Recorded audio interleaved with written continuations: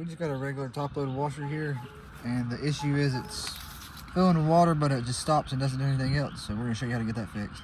All right, so what you're gonna do is want to come around to the back. There's gonna be 2 1/4-inch bolts, one on each side. Go ahead and remove those.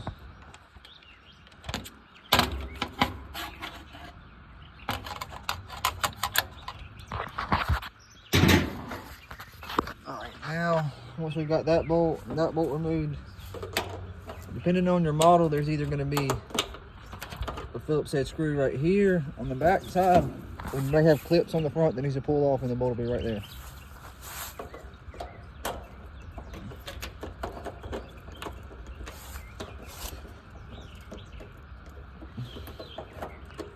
Alright, so once we've got these 2 bolts right here loosened up, whether it's on the front or on the back, on this specific model, what we're going to do is it's going to slide forward, and you can see what's holding it at the bottom right there.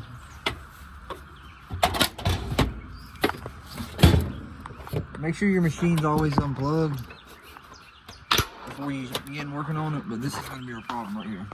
Alright, so in order to remove this lid switch, if the door is shut, you need to lift it up all the way so that you can pull this out.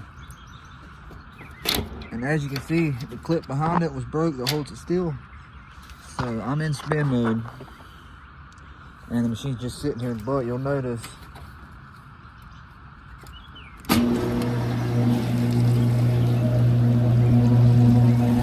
gonna be the simple fix right there. Alright, so as you can see, all I did, like I said, you gotta have the lid open when you slide this lock back in. It slides in, it clips back right here. That was the part that was broken on the last one. And then now all we're gonna do is bolt this ground wire back down.